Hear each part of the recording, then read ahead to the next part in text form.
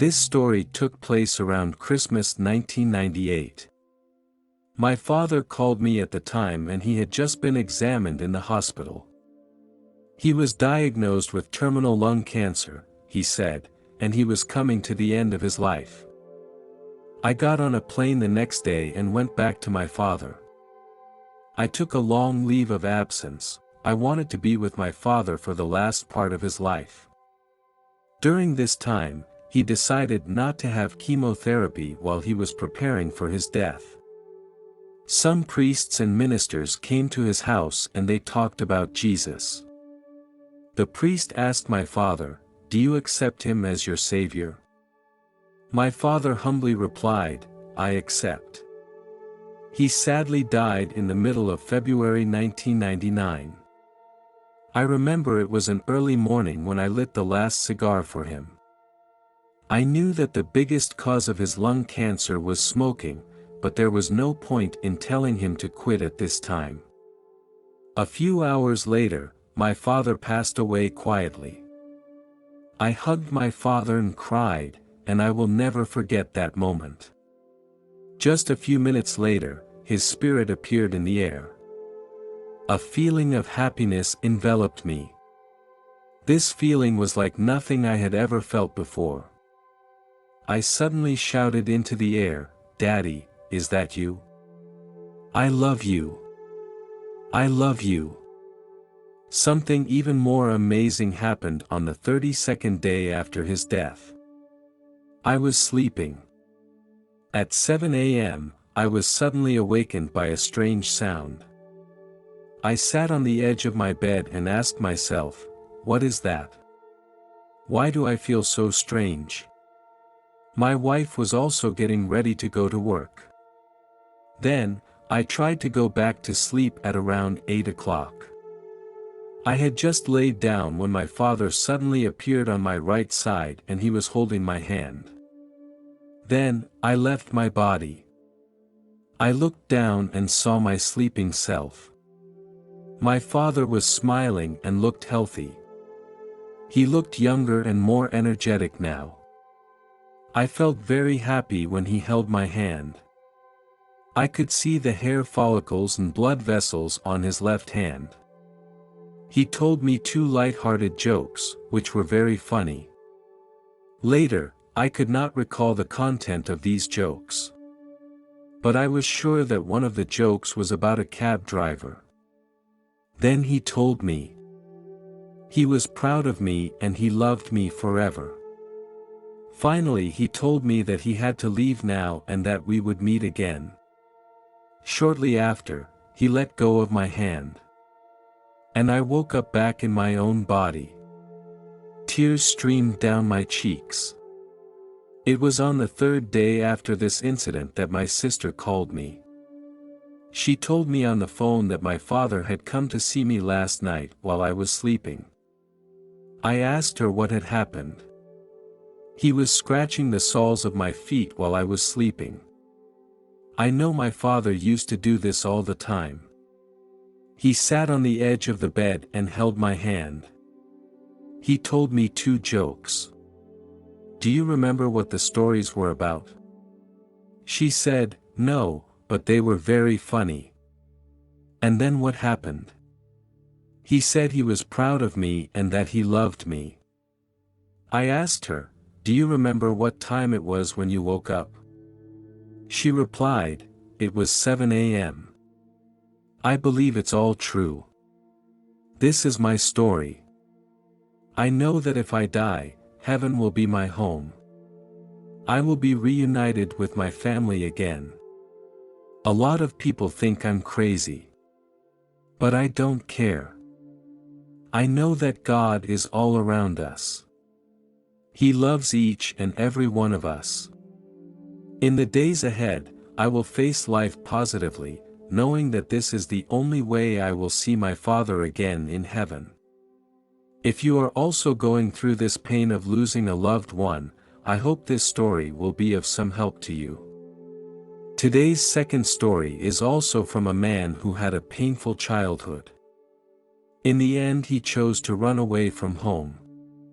He had lost hope in life and saw no hope. When he wanted to end it all, God came along, and through communion with God, he found meaning in his life again. Let's begin our second story today. I had a grumpy father. He started beating me when I was very young, and I felt like I was living in hell. I prayed to God to punish this bastard, but I didn't get an answer. I felt so desperate. My begging only made me get beaten worse. Many people asked me why I didn't call the police. These things happened decades ago, when the police didn't care. Even when they came, they simply said a few words and left. People around me acted indifferent. They only cared about their own lives. When I was 14 years old, I couldn't stand such a family anymore. No one around me was willing to help me either, and I stopped believing in God. I chose to run away from home and go to a place where no one knew me. I stole a little money from my dad's wallet, grabbed 2 coats and ran away. I knew my parents would not come looking for me, and that my dad would only care if he had a drink today. That night, I went to an abandoned factory. There were other people in here, some bums or hooligans. They asked me to come along for a drink. At the age of 17, I was exposed to drugs for the first time. To make a living, I occasionally went with them to steal things. Once I was caught stealing and they took me to the police station. I lied and said I was an orphan. They were also unable to contact my guardian, and I was soon released. As I was leaving the police station, I saw my friend. I had been living with them for the past few years. My friend had brought some banned substances with him. We enjoyed a brief moment of pleasure. After a while, I felt very uncomfortable. It felt like something was grabbing my heart, like it was trying to rip it out. I found myself in the dark, nothing was around me, I couldn't hear anything. I think today is very strange, usually I do not dream when I am unconscious. I felt a very thick chain wrapped around me and I couldn't move. I was very scared. I had no way to get rid of the chain. I felt very cold, like standing outside in winter without clothes on. The chain kept tightening. When I could hardly breathe, the chain was released again. This repeated over and over again. It never stopped. I heard a scream, and I knew that it was my scream. In this dark place, the pain was even more pronounced. Then I heard a demonic laughter that felt like it was right next to me. It was the most evil sound I had ever heard. The darkness was so terrifying. I wonder how long it took. I heard a voice calling my name. And reminded me not to stay in the darkness too long or I would really die. I responded loudly. "Who are you? I don't need anyone else to care about my own affairs." He told me, God has not given up on anyone and he loves everyone. I asked him, "Are you God?" He did not answer me. I began to laugh and I knew that it was God who was talking to me. I said to him, "Where were you when my father was beating me? Stop hiding in the darkness, I want to talk to you face to face." As soon as I said these words, the darkness disappeared. The sight that appeared before me was difficult for me to describe. He had the outline of a human being, and his whole body radiated light. He had a luminous robe and carried a golden belt with very elaborate embroidery on it. Although I was very close to him, I could not see his face. I began to cry about what had happened to me over the years. I asked him why he couldn't help me every time I needed him. He answered me, because he can't interfere too much with human life. I sneered and said, "So you are not an all-powerful God, a God who cannot make suffering stop. I have prayed to you many times, seeking your help. In every beating I prayed to you, but you didn't show up." Then he showed me something. I saw myself walking into my parents' room and taking all his money. My father had actually been awake the whole time and had found out I was stealing the money. It felt like he was under a spell and he couldn't move or talk. After reading this, I felt a little guilty. He said, "I have been with you, I heard your cries for help, I did not abandon you." I continued to ask him, "Why do I still feel that you have abandoned me? I have been on the streets for so many years and I have been living a hard life. When will I be able to end this life?"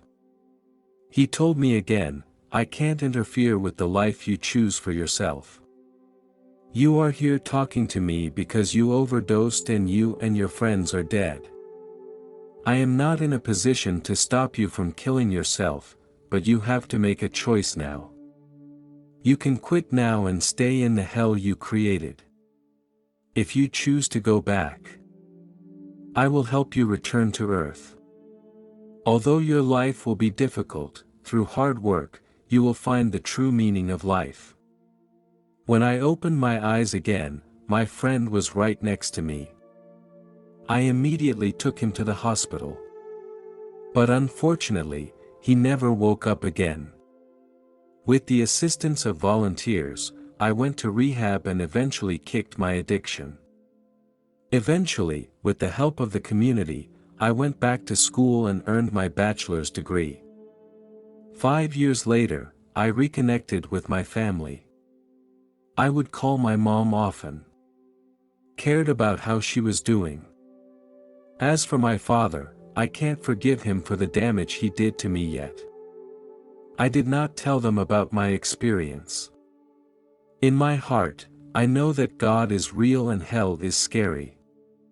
Jesus heard my call before I died, and he freed me from my dark place. God gave me a second life, and God bless all of you.